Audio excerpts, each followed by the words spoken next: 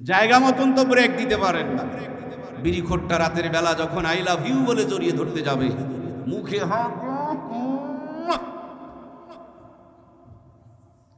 বিড়ির গন্ধ বলে 3 দিন যদি ব্রেক মারে, যারা বিয়ে করেছেন বলুন বিড়ি কি আর খাবে?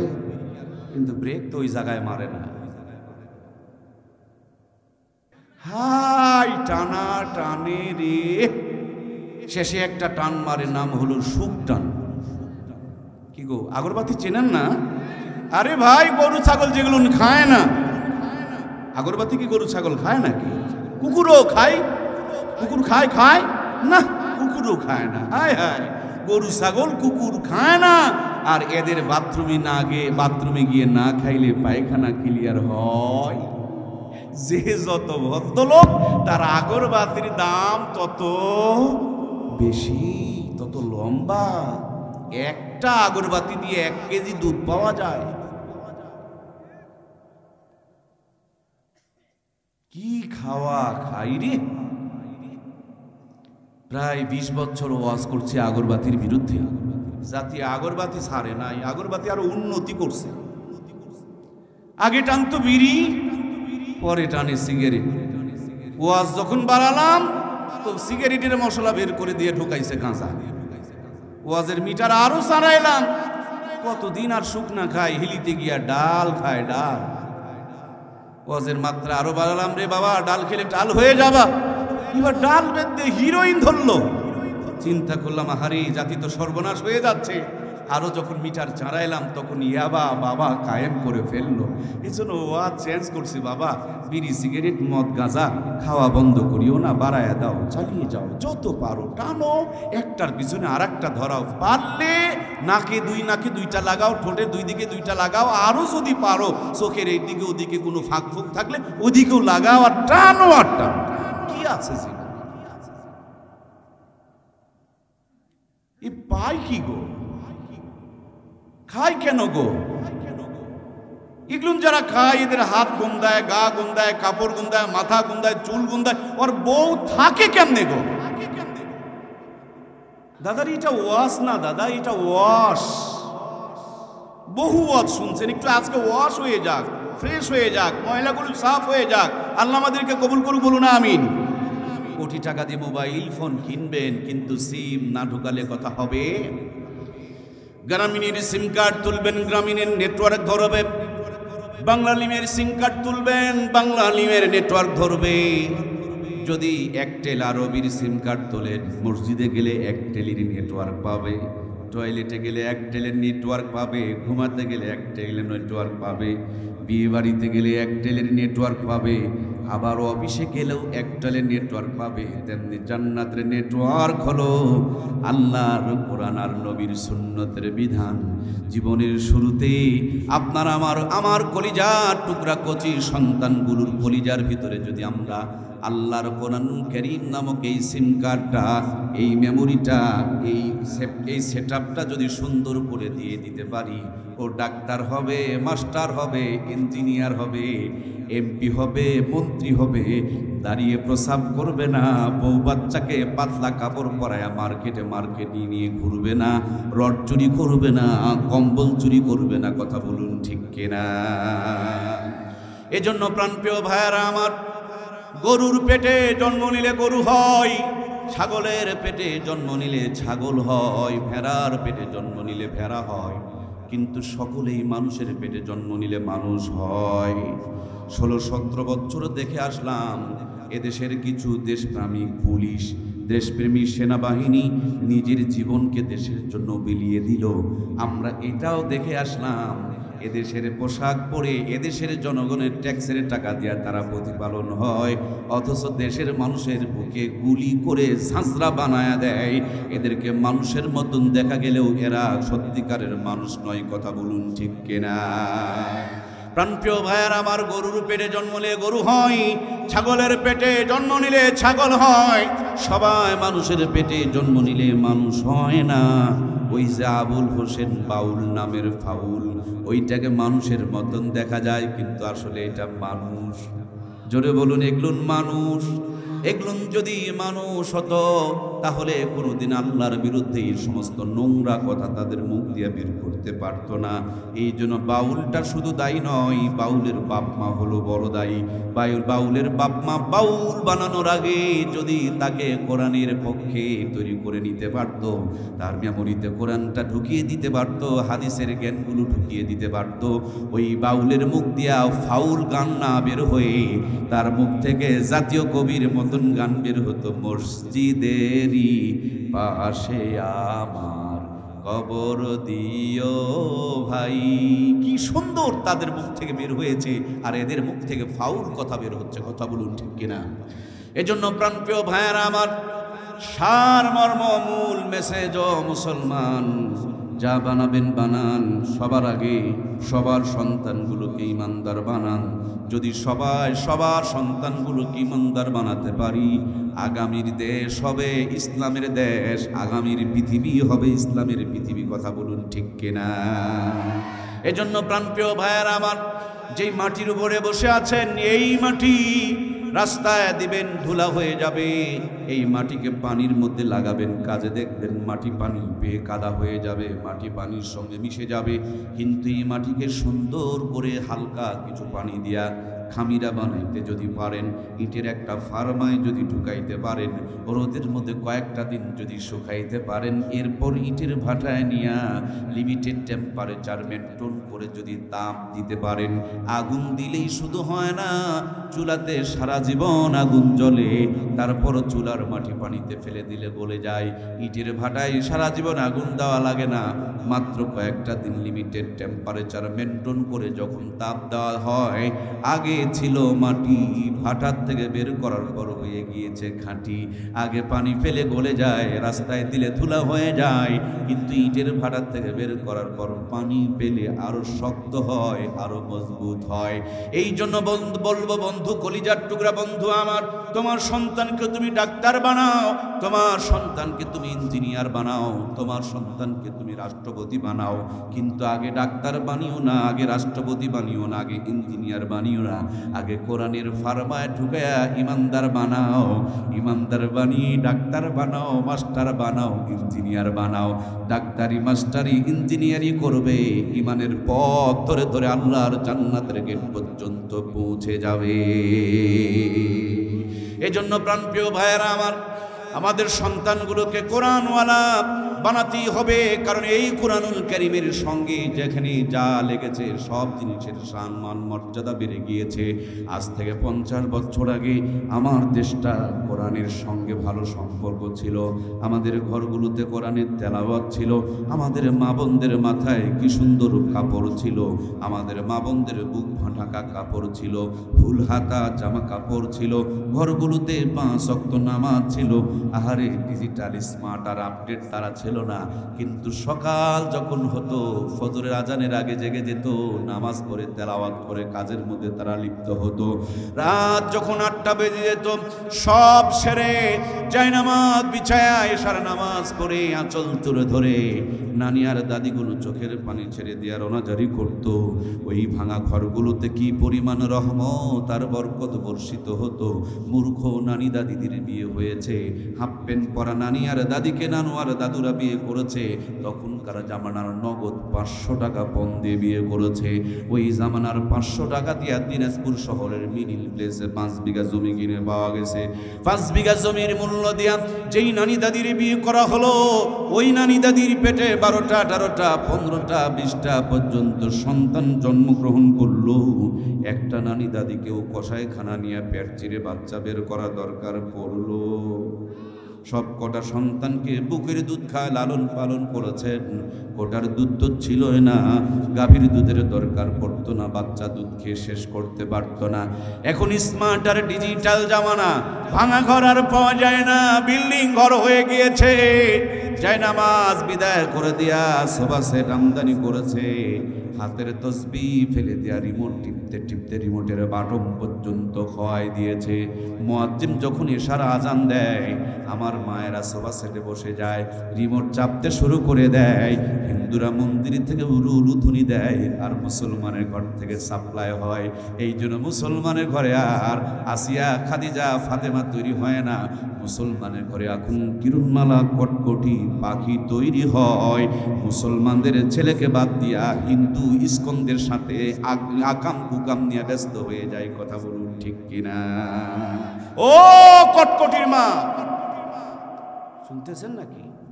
এখানে বহু কটকটির বাপ বসে আছে। ও কটকটিওয়ালা, ভালো আছে? কি কটকটিওয়ালা গো, কষ্ট নিলেন কি? আমরাই আর আমাদের ঘরে তেলাওয়াত শোনা যায় না, কটকটির আওয়াজ শোনা যায়। ইসকনেরা ভয়াবহ চক্রান্ত শুরু করেছে মুসলমানদের মেয়েদের পেটে, ওরা ওদের সন্তান পয়দা করতে চায়।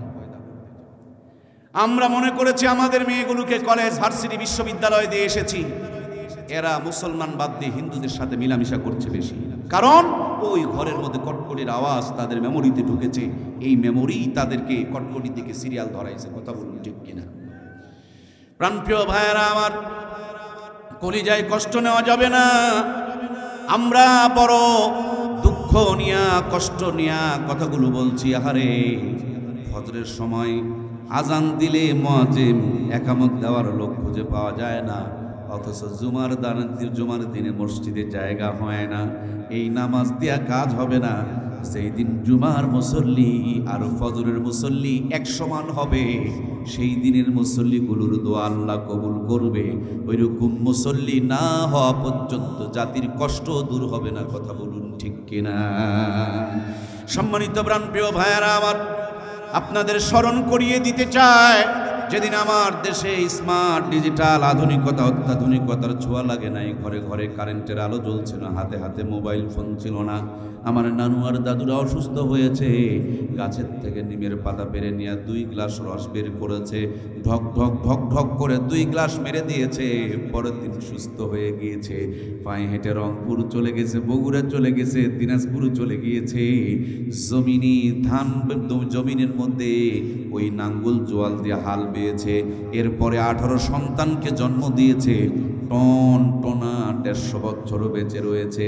নন স্মার্ট নন ডিজিটাল দাদুরা যদি 150 বছর বাঁচে, আমরা স্মার্ট আর ডিজিটাল হওয়ার পর আমরা মনে হয় এখন 300 বছর বাঁচি। দিনাজপুরের ভাইরা কথা বলুন, 300 বছর বাঁচি। আচ্ছা, এত উন্নতি আর উন্নতি, এরশাদ চাচা মহা উন্নতি করে রেখে গেল।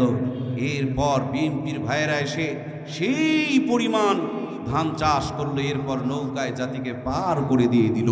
আমি বুঝলাম বহু উন্নতি করেছেন, কিন্তু আমার 150 বছরের হায়াত কেন 50 বছরে নেমে আসলো?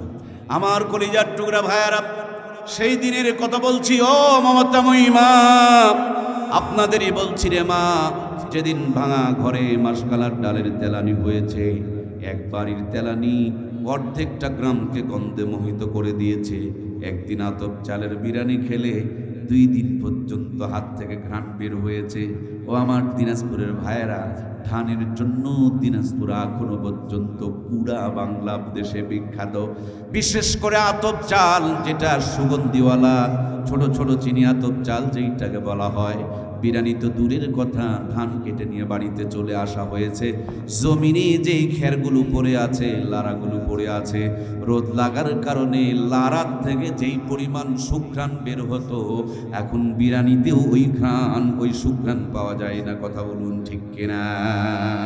বন্ধুরা আমার আপনার নানি আর দাদুরা পায়ে হেঁটে দিনাজপুর শহরে গিয়েছেন। 5 টাকা 6 টাকা শের ইলিশের মাছ কিনে নিয়ে বাড়িতে রওনা করে দিয়েছেন। রিক্সা ছিল না, ভ্যান ছিল না, মোটর সাইকেল ছিল না, 2-4 জনের সাইকেল ছিল। একটা ব্যাগের মধ্যে সরিষার তেল, কেরাসিনের তেল, ইলিশের মাছ একসাথে নিয়ে আসতো। কখনো কখনো ঝাঁকুনি খেয়ে ইলিশের সাথে কেরাসিন মিক্স হয়ে যেত। কিন্তু ইমান বড় নির্ভেজাল ছিল। ভাঙা ঘরে এত সুন্দর পাইপের মধ্যে পানির সাপ্লাই ছিল না। পুকুরের ঘোলা পানি দিয়ে অর্থ পচা ইলিশের মাছ, লবণ থাকলে তেল নাই, তেল থাকলে আবার ঝাল দেওয়ার কথা মনে নাই। খেরের চুলায় বসে বিসমিল্লাহ বলে জালটা ধরিয়েছে, মাথার মধ্যে সুন্দর কাপড় ঠিকই রয়েছে, গুনগুন গুনগুন করে দরুদ শরীফের তেলাওয়াত চলছে। খাবার যখন পরিবেশন হচ্ছে তখনও বিসমিল্লাহ বলে খাবার পরিবেশন হচ্ছে। আহারে, একদিন যদি ইলিশ মাছ আর পান্তা ভাত খাওয়া গিয়েছে, কম করে হলেও 3 দিন পর্যন্ত হাত থেকে সুঘ্রাণ ছড়িয়েছে। সেই নানি দাদিদের স্মৃতি চারণে পহেলা বৈশাখ উদযাপন করি আমরা। 6 টাকার কেজি ইলিশের মাছ 6000 টাকাতে সাগর থেকে আমদানি করে নিয়ে আসতেছি আমরা।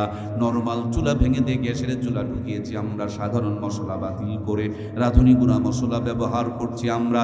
কত উন্নতি করেছেন, রাত পুড়িয়ে যাবে, গণনা শেষ হবে না। 6000 টাকার কেজি ইলিশের মাছ রাঁধুনি গুঁড়া মশলা দিয়ে গ্যাসের চুলাই বসে ডিগ্রি পাস বউ রকমারি কায়দায় রান্না করে। রান্নার পর খাবার সময় নাকে নিয়ে চেক করতে হয় ইলিশ না সিলভার কাপ। কথা বলুন ঠিক কিনা? আগে কি সুন্দর দিন কাটাইতাম আমরা। কি যুবক ভাইরা নাই নাকি? আগে কি সুন্দর দিন কাটাইতাম আমরা, আগে কি সুন্দর দিন কাটাইতাম। ফজর যখন হইতো মুয়াজ্জিন আযান দিত, মধুরা জান শুনে বিছানা ছাড়িতাম আমরা, মধুরা জান শুনে ঘুম ছাড়িতাম। যতই থাকুক কাম আগে নামাজ পড়িতাম, হাজার থাকুক কাম আগে নামাজ পড়িতাম। নামাজ পড়িয়া কোরআন পড়িতাম আমরা, নামাজ পড়িয়া তেলাওয়াত করিতাম। আগে কি সুন্দর দিন কাটাইতাম আমরা, আগে কি সুন্দর দিন কাটাইতাম। জোরে বলুন মারহাবা। লা ইলাহা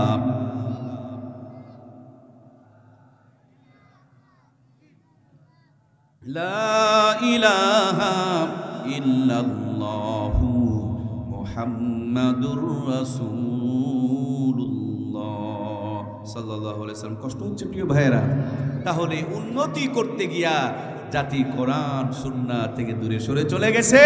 যার আগুন কপালে শান্তি জুটে নাই, অশান্তির আগুনই জ্বলে উঠেছে। কথা বলুন ঠিক কিনা? ও জাতি, যত পারো উন্নতি করো, কিন্তু কোরআন ছাড়িও না, নবীর সুন্নত থেকে দূরে সরে যেও না।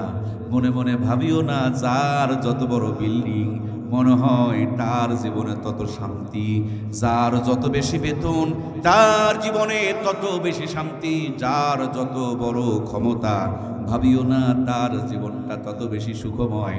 আমি এই ছোট্ট মানুষটা যতটুকু রিসার্চ করে পেয়েছি, যার জীবনে যতটুকু কোরআন সুন্নাহর সাথে সম্পর্ক যত গভীর, যত নিবিড়, যত ভালো, তার জীবনটাতে তত বেশি রহমত আর বরকত নাজিল করেছেন কে?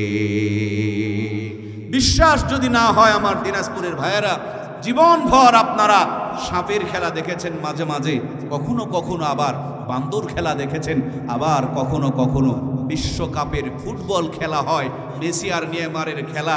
আর অল্প কিছুদিন আগে আমাদের কাদের কাকু তো বলছিল খেলা হবে। ও কাদের কাকু নয়তো কি জানো, শামীম ওসমান ভাই, ভুলে গিয়েছেন কি? খেলা হবে, এখন খেলা হবে, পিলিয়ার মাঠে খুঁজে পাওয়া যায়। আর তিনি তো বলেছিলেন সম্ভবত পালাবো না, পালাবো না। মাশাআল্লাহ আমার প্রিয় ভাইরা, তাহলে খেলা হবে, খেলা হবে শুনতে আছি আমরা। আমরা মাঝে মাঝে বিশ্বকাপের যখন ফুটবল খেলা হয়, কেউ আর্জেন্টিনা, কেউ ব্রাজিল, কেউ মেসি আর কেউ নেইমারের পক্ষ নিয়ে নেয়, বিশাল বড় পর্দা টাঙায়া রাত জেগে জেগে আমরা খেলা দেখি। কি সুন্দর খেলা বন্ধু, বহুত খেলাই তো দেখেছেন। আজকে আপনাদেরকে একটু জান্নাত আর জাহান্নামের খেলা দেখাতে চাই। কারা কারা এই সুন্দর খেলাটা দেখতে চায়? দুটি হাত তুলে আমার আল্লাহকে দেখাই, লিল্লাহি তাকবীর।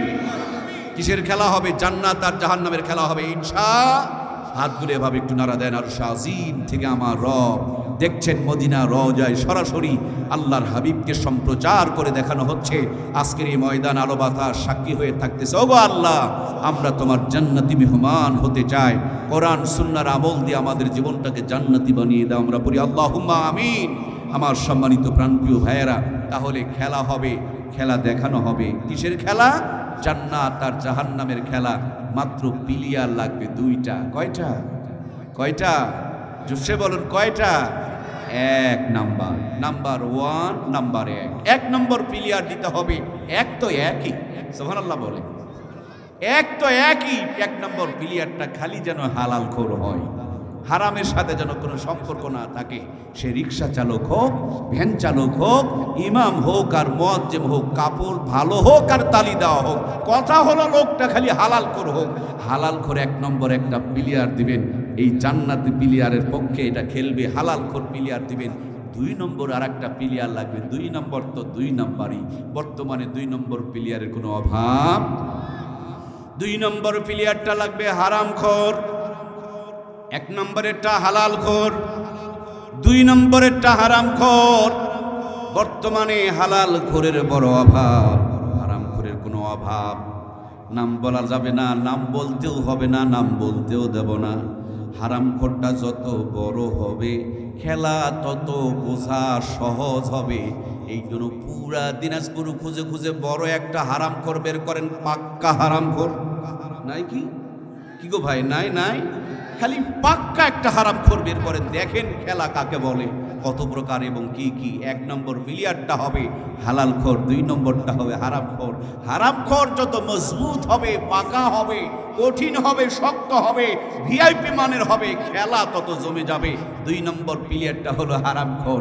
আমার নওগাঁতে মাঝে মাঝে কিছু প্লেয়ার পাওয়া যায়, এরা রড খায়, সিমেন্ট খায়, ইট খায়, বালু খায়, কুয়া খায়, পাথর খায়, টিন খায়। সরকারি যদি বাথরুম আসে, পায়খানা আসে, এটারও কোনো রিহাই।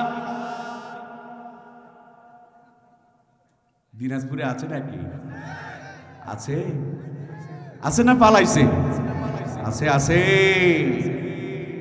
ধরা যাবে না, ছোঁয়া যাবে না, বলা যাবে না কথা। আমি বলতেও চাই না। ছোট্ট বাচ্চারা খাতার মধ্যে লেখা থাকে শূন্যস্থান পূরণ করো, পূরণ করে নেই। দেখুন, একদল পালাইছে, আর একদল ভাগ বাটোয়ারা শুরু করেছে। কথা বলুন ঠিক কিনা? আমি হারামখোরগুলোকে বলতে চাই, হারাম খেয়ে বাংলা জমিনে টিকা সম্ভব?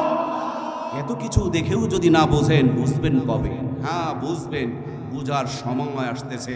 17 বছরের জালেমকে এ জাতি যদি বিদায় করতে পারেন, 3 দিনের চামচাগুলো এই দেশে টিকতে পারবে না। কথা বলুন ঠিক কিনা? এজন্য আমি অনুরোধ করতে চাই, হারাম খেয়ে কোনো শান্তি। হারাম খোর যত বড় হবে, খেলা বোঝা তত সহজ হবে। নাম বলিয়েন না, নাম বলা হবে না, হাসুরের নাম বলা যাবে না।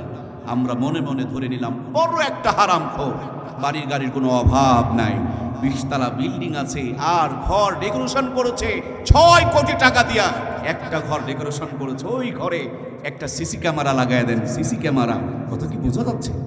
এখানকার মাহফিলটা সম্প্রচার করে দেখানোর জন্য সম্ভবত এই ক্যামেরাটা ব্যবহার করা হয়েছে। পর্দার আড়াল থেকে আমার মা বোনেরা দেখতেছেন, স্যাম ওই হারামখোরের 20 তলা বিল্ডিং ঘরে তার শোয়ার রুমে, তার ডাইনিং রুমে একটা সিসি ক্যামেরা লাগাও।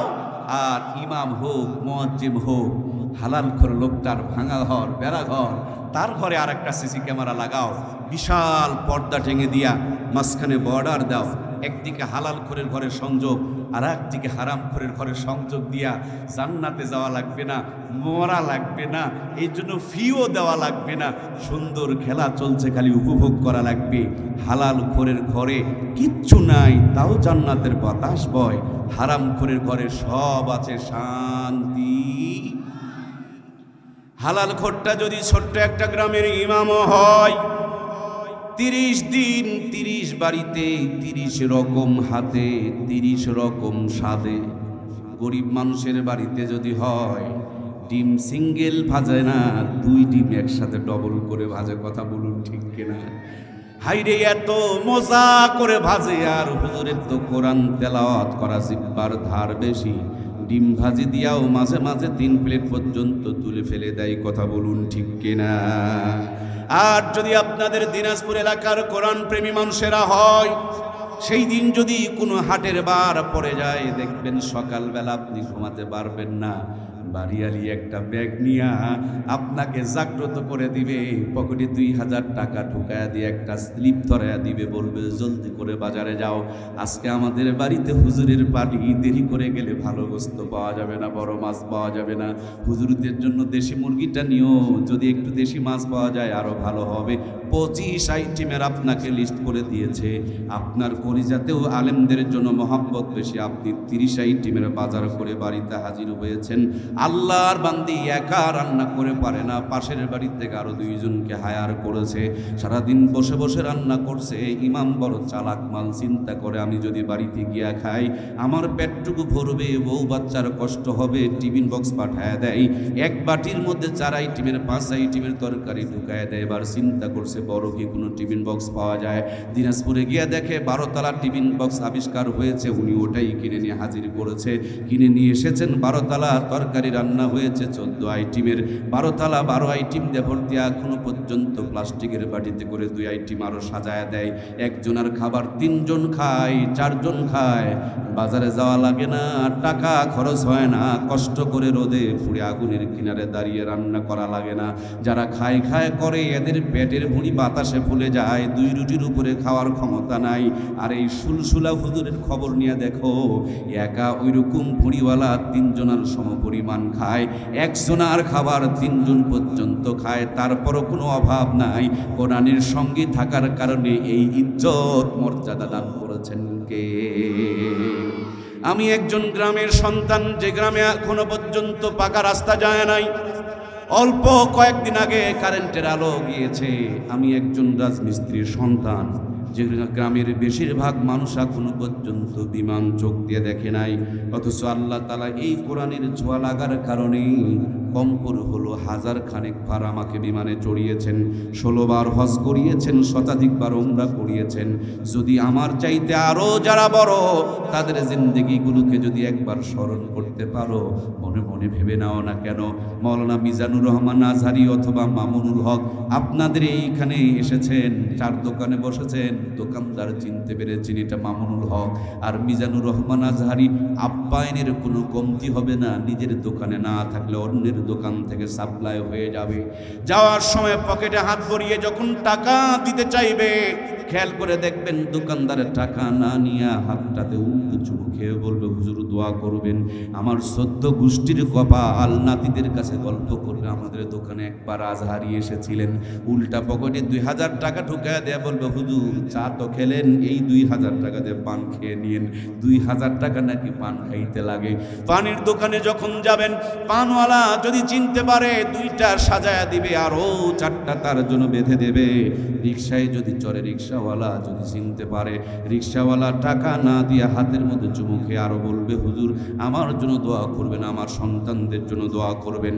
তার মানে দুনিয়াতে যারা রাজা বাদশাহ হয়, এমপি মন্ত্রী হয়, যতদিন ক্ষমতা থাকে ততদিন পর্যন্ত সালাম আর সেলুট থাকে।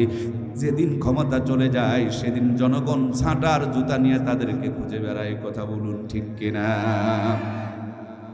কিন্তু কোরআনওয়ালারা মুকুটহীন এমন এক সম্রাট, মুকুটহীন এমন এক বাদশাহ, এরা 4 দোকানে গেলেও মর্যাদা পায়, এরা মিষ্টির দোকানে গেলেও মর্যাদা পায়, এরা পানির দোকানে গেলেও মর্যাদা পায়, এরা রিক্সায় চললেও মর্যাদা পায়, এরা যেখানে যায় সেখানেই মর্যাদা পায়। এই জন্য নাস্তিকদের মাথা খারাপ হয়ে যায়। কথা বলুন ঠিক কিনা?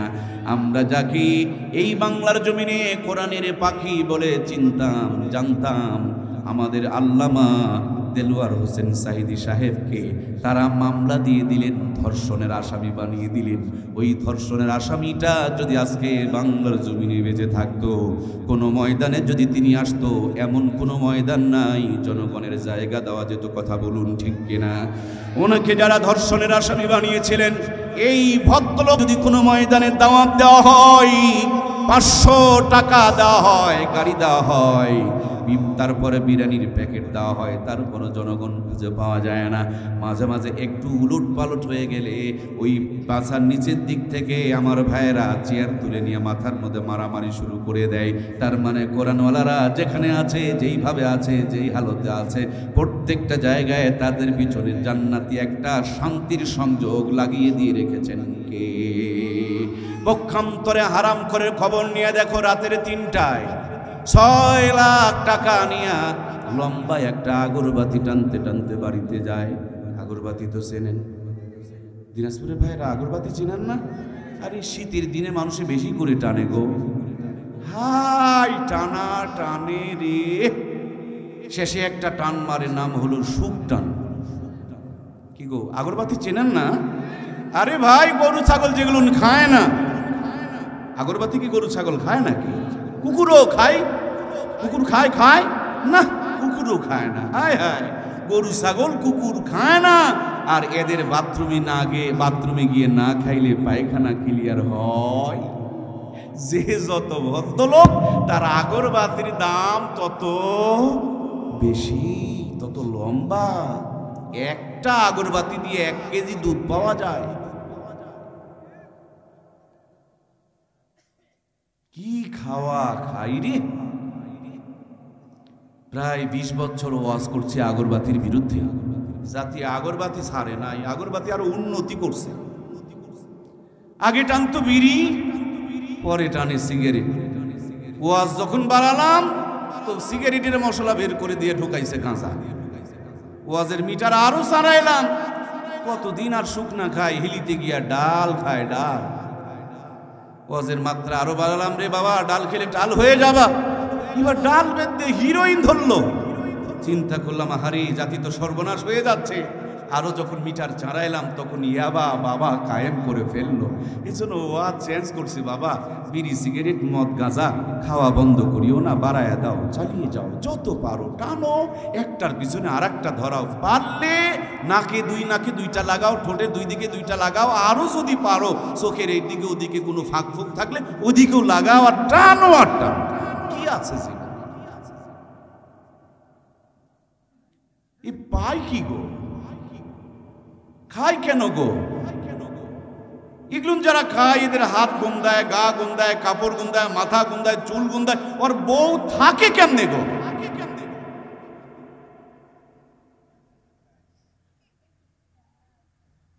কষ্ট নিলেন? মাঝে মাঝে ভাবিরা আবার আমাকে ফোন দেয় যে হুজুর, এত আপনার ভাইরে বোঝায় কিন্তু বিড়ি ছাড়াইতে পারলাম না। আমি বললাম, পারবেন কেমনে? জায়গা মতন তো ব্রেক দিতে পারেন না। বিড়ি খোট্টা রাতের বেলা যখন আই লাভ ইউ বলে জড়িয়ে ধরতে যাবে, মুখে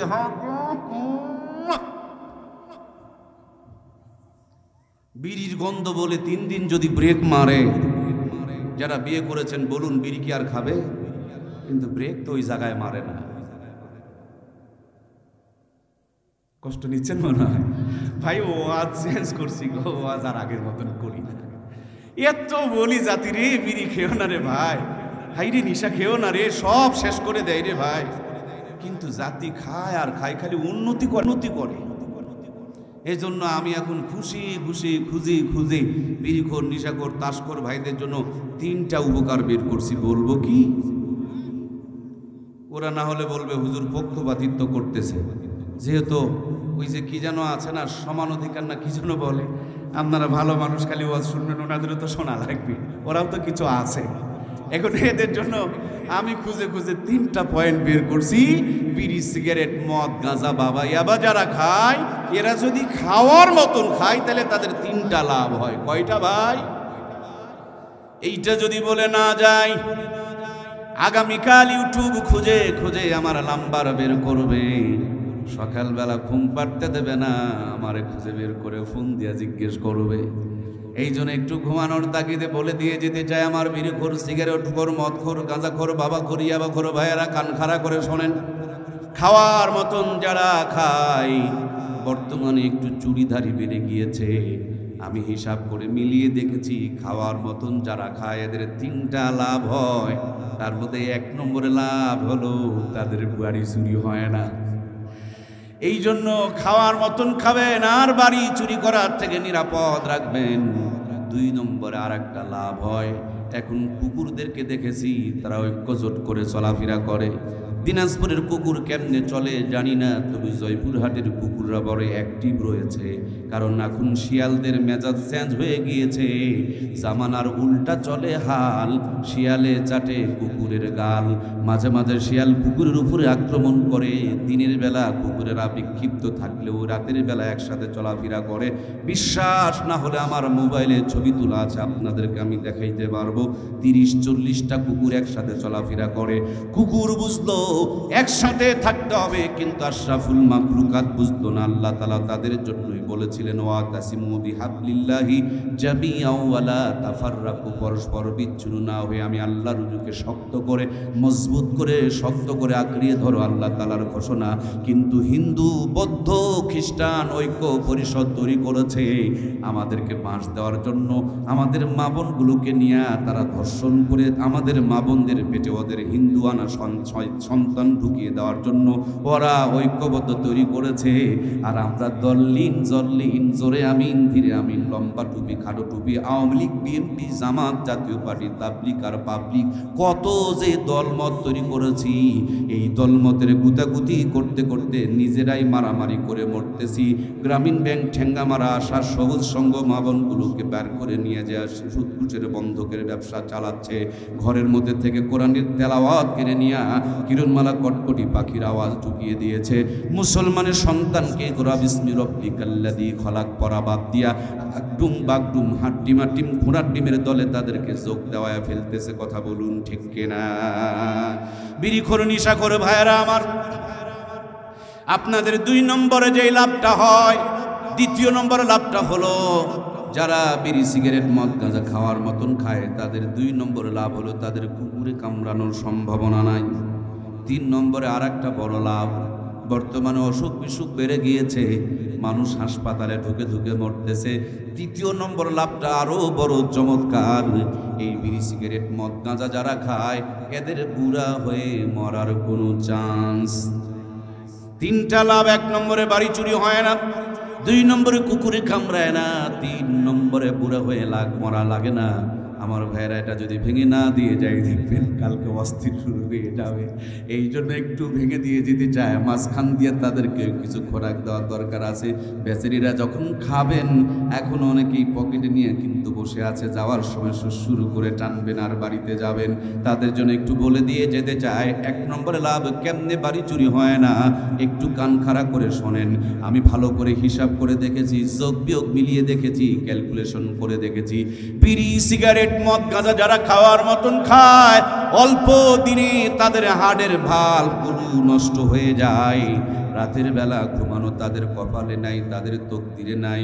বালিশ 2-3টা একসাথে জড়ো করে সুন্দর করে উঁচু করে আর হালকা করে হিলান দেয়, বাম হাতের মধ্যে আগরবাতি ধরায় নেয়, সুরসুর করে টানে আর খুসঠুস করে কাশে আর বলে হাইরে যেই কাশে দাদা মরল ওই কাশ এসে আমাকে ধরলো।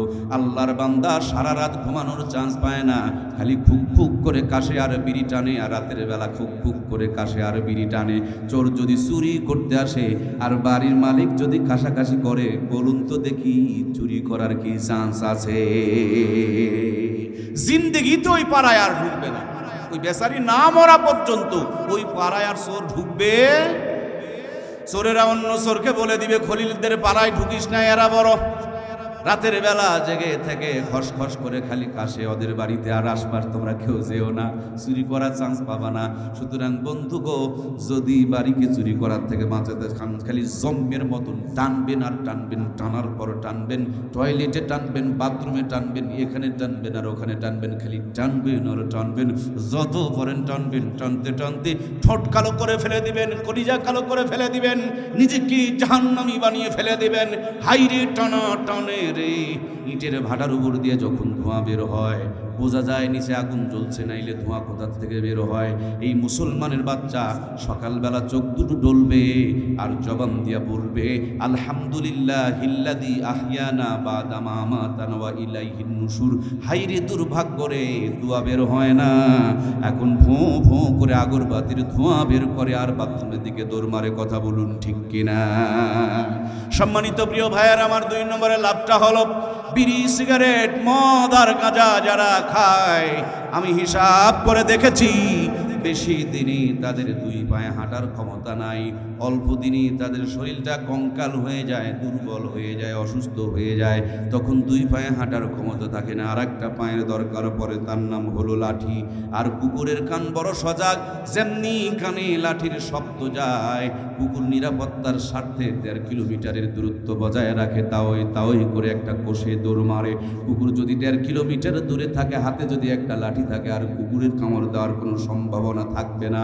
3 নম্বরে লাভটা হলো বহু জানা যায় আপনারা নিজেও শামিল হয়েছেন, যাদের বয়স হয় নাই 30-35 বছর 40-এই তারা কবরে চলে যায় একটাই মাত্র কারণ, নিশা খেতে খেতে জীবনটাকে তারা তছনছ বানিয়ে ফেলে দিয়েছে। আল্লাহর কাছে প্রার্থনা জানায় আল্লাহ যেন এই জাতিকে সব নিশার কবল থেকে রক্ষা করে, জোরে বলুন আমিন। এদেশে যত অন্যায় সংগঠিত হয় প্রত্যেকটা অন্যায়ের মা হলো এই নিশা। বাপ মায়ের টাকা পাঠায়, মানুষের মেয়ের পিছনে ফোটায় আর বিড়ি কিনে কিনে খায়, লেখাপড়া নাই। যখন লেখাপড়া শেষ হয়ে যায়, রেজাল্ট ভালো নয়, চাকরি কপালে জোটে না। যে মেয়েটা ভালোবাসার অভিনয় করে এতদিন পিছনে পিছনে ঘুরেছে, চিন্তা করছে এই গাঁজাখোরকে বিয়ে করা যাবে না, যে নিজের দাম বোঝে না তার বউ হওয়া যাবে না। মেয়েটাও যখন অন্যদিকে চলে যায় তখন বিরহের গান গাই, এই দুনিয়ায় মন বহুজার চাইতে ভুলবো, যার মানুষ বেশি এত ভালোবেসেও আমি তার কাছে হইলাম দোষী, এত ভালোবেসেও আমি তার কাছে হইলাম দোষী। মানে মানুষের দোষ খোঁজে, নিজের দোষ খুঁজে পায় না। কথা বলুন ঠিক কিনা? আমার প্রাণপ্রিয় ভাইয়েরা, এখন চাকরি নাই, বাপ মার পক্ষ থেকে টাকার জোগানও নাই, যেই মেয়েটার সাথে প্রেম করতো সেই প্রেমিকারে না, প্রেমিকাও নাই। নিজের জীবনটাকে দুর্গৃহস্য মনে হয়, নিশার জন্য পাগল হয়ে যায়। খারাপ লোকগুলো তাদেরকে বলে ওই লোকটাকে খুন করে দাও, 2 বোতল ফেনসিডিল দিয়ে দিব। মাত্র 2 বোতল ফেনসিডিলের লোভে মানুষকে খুন করে ফেলে। কথা বলুন ঠিক কিনা? ও আল্লাহ, আল্লাহ রে, এ কোন দুনিয়ায় পাঠাইলা আমারে? এই জামানার মানুষগুলোর মানুষ নাহি বলে, গরু ঘোড়া হার মানায়া আয়নার মতো চলে। ও আল্লাহ, আল্লাহ রে, এ কোন দুনিয়ায় পাঠাইলা আমারে? হাইরে সাধের দুনিয়ায় মানুষ পাওয়া বড় দায়, মানুষ দেখতে চলেন এবার জাদু ঘরে যায় সবাই, মানুষ দেখতে চলেন এবার কোথায়? প্রিয় ভাইয়েরা, জাদুঘরে গিয়ে দেখবেন আদিম জামানার মানুষকে তারা বানিয়ে রেখেছে। শাড়ি, 3 পিস, পাঞ্জাবি, পায়জামা, লুঙ্গি ছিল না, কিন্তু মানুষের শরম ছিল, ইজ্জতের দাম ছিল, সতীত্বের মর্যাদা ছিল। বড় বড় গাছের পাতার লতা দিয়া মানুষ তার ইজ্জতকে, তার দেহকে ঢেকে রেখেছে। আর এই জামানায় ইজ্জত বের করে দেখানোর প্রতিযোগিতা চালু হয়ে গেছে। কথা বলুন ঠিক কিনা? বলছিলাম প্রিয় ভাইয়ের আমার, জান্নাত আর জাহান্নামের খেলা কথা কি মনে আছে? জান্নাতের খেলা তো দেখা এলাম, এবার জাহান্নামের খেলা চালু করে ফেলে দিয়েছে। একটু কান লাগান। আগরবাতি হাতের মধ্যে নিয়ে টানতে টানতে বাড়িতে যায়, বিটকেস ভর্তি টাকা, টাকার কোনো অভাব নাই, কিন্তু জিন্দেগিতে কোরআন সুন্নাহর কোনো সম্পর্ক নাই। গেটের মধ্যে গিয়া কলিং বেলে চাপ দেয়, ফকির এসে মাঝে মাঝে শহরের ডিজিটাল ফকিরা কলিং বেলে চাপ দিয়ে ভিক্ষা চায়। বারবার ভিক্ষা দিতে বড় বিরক্ত লাগে, এই জন্য কলিং বেলে সাউন্ড লাগাইছে কুকুরের আওয়াজ। যেমনি চাপ দেয় ঘেউ ঘেউ শব্দ হয়। কুকুরে কয় ভিক্ষা লাগবে না বাবার, তোর কুত্তার সামনে। চিহ্নিত করে লেখেছে 6 নম্বরে চাপ দেওয়া যাবে না, বিলাতি কুকুর আছে। আমার প্রিয় ভাইয়েরা, সেখানে এসে চাপ দেয়, কাজের মেয়ে গেট খুলে দেয়।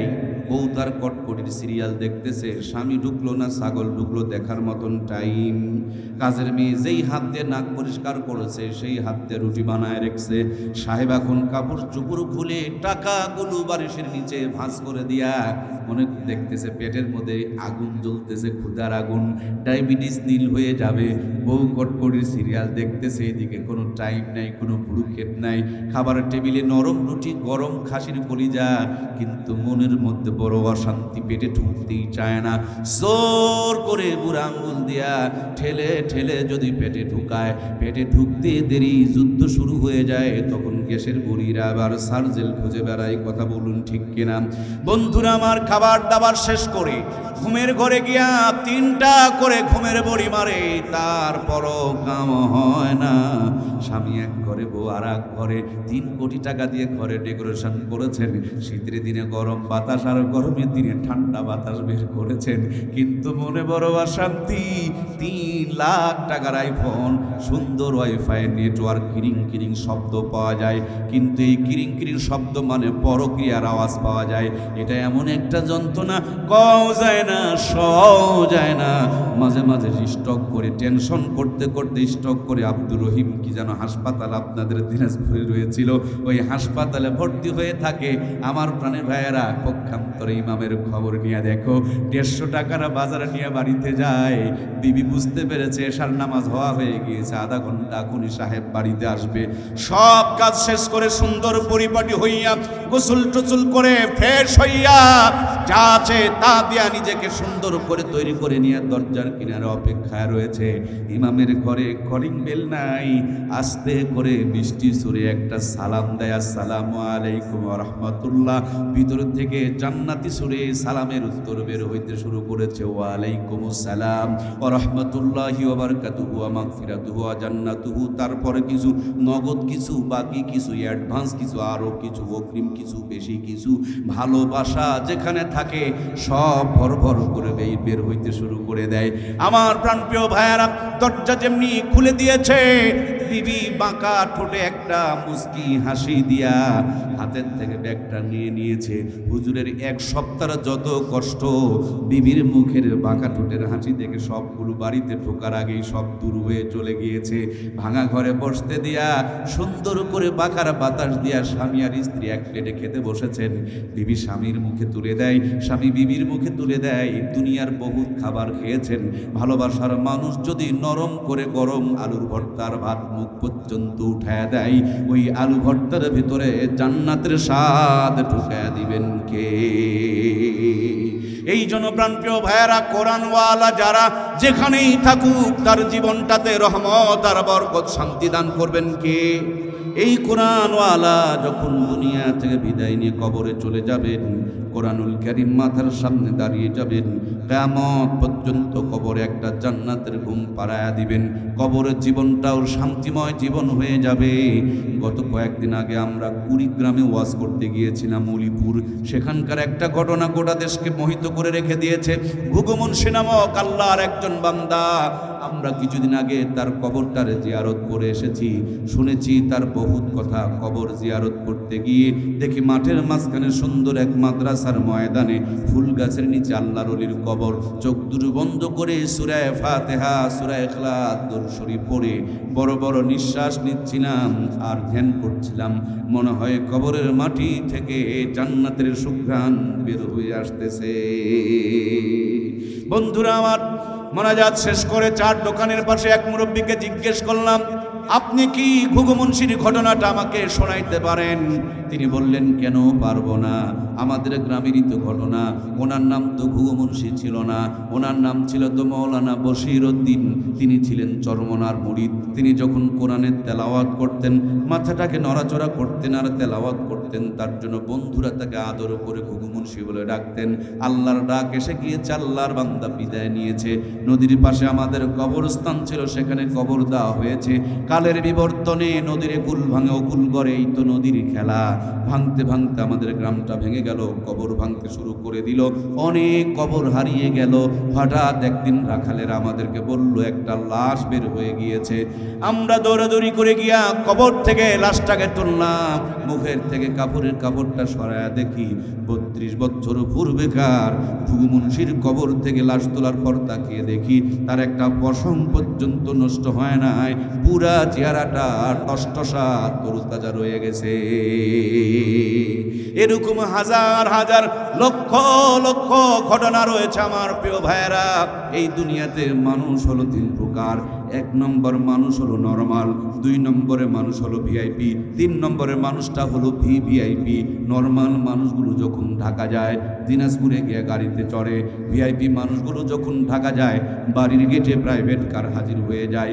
আর ভিভিআইপি মানুষ ছিল আমাদের বুবুজান, হেলিকপ্টারে চড়ে, মনে নাই রে আল্লাহ রে, ও নাকি বাসে চড়ে গেছে, হেলিকপ্টারে চড়ে গেছে।